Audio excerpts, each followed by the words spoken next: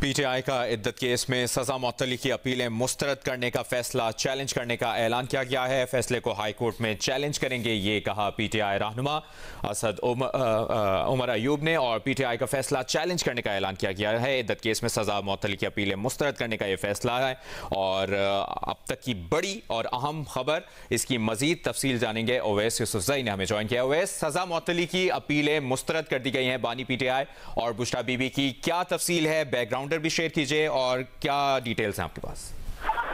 जी बिल्कुल, देखिए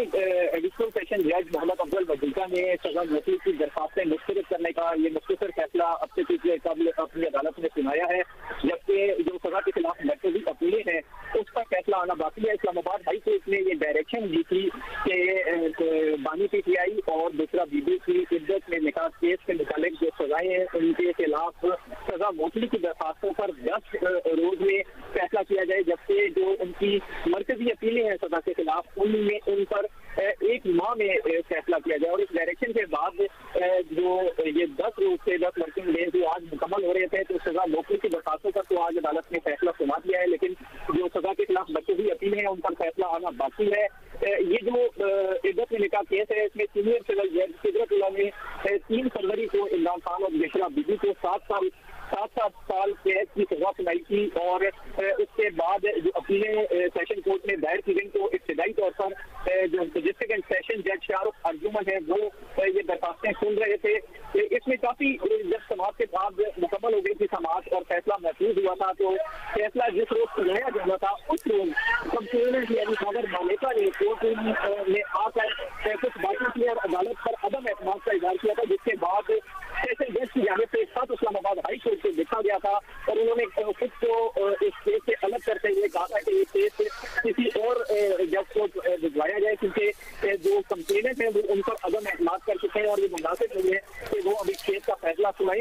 इस पर इस्लामाबाद हाई कोर्ट की जानिब से एक एडमिनिस्ट्रेटिव ऑर्डर हुआ था और एडिशनल सेशन जज मोहम्मद अफजल वजीका को ये जो सजा के खिलाफ दरखास्तें हैं और मरकजी अपीलें हैं वो भिजवाई गई थी कि वो इन पर फैसला करें। लेकिन इस ऑर्डर को इस्लामाबाद हाई कोर्ट में चैलेंज किया गया था और ये कहा गया था कि एक डिस्ट्रिक्ट एंड सेशन जज ने जब इनकार किया है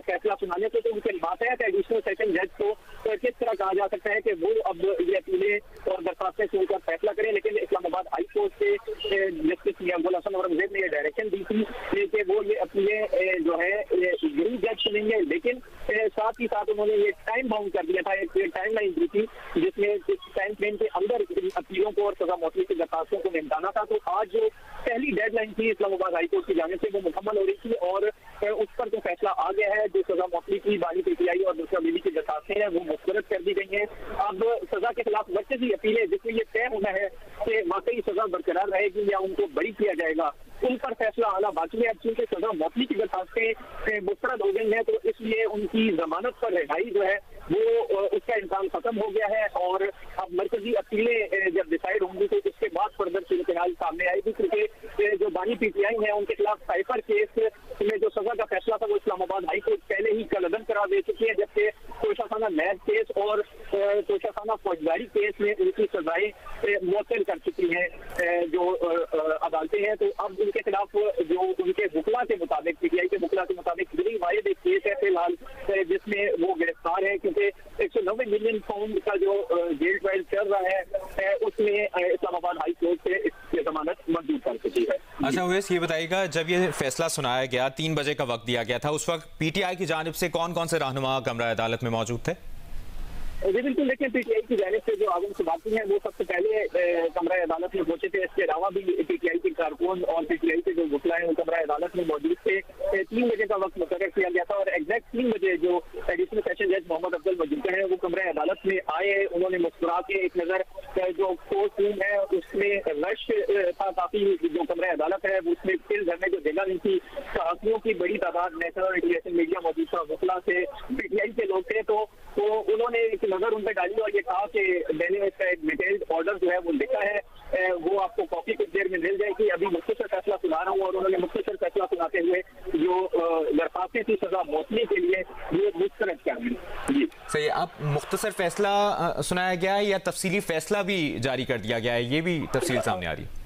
जी बिल्कुल, देखिए उन्होंने ये बताया है कि तफसीली फैसला लिख लिया है, तो उसका एक प्रोसीजर है, वो तफसीली फैसला जो है ओपन कोर्ट रूम में जज साहब ने उसको दस्तखत कर दी है और उसकी जो कॉपीज है वो अप्लाई की जाएंगी वकला की जानिब से, और वो कुछ देर बाद जो इसकी कॉपीज है सर्टिफाइड कॉपी ये जारी हो जाएंगी मीडिया को भी और वकला को भी, क्योंकि वो पहले से फैसला जो है उन्होंने तहरीर करने के बाद भी अनाउंस किया है, लेकिन जो ओपन कोर्ट रूम में फैसला अनाउंस किया गया है वो जुबानी मुख्तसर फैसला था और उसमें सिर्फ यही बताया गया था कि जो दरखास्तें हैं वो मुस्तरद की जाती है, लेकिन इसकी जो वजूहात हैं कि किन बुनियाद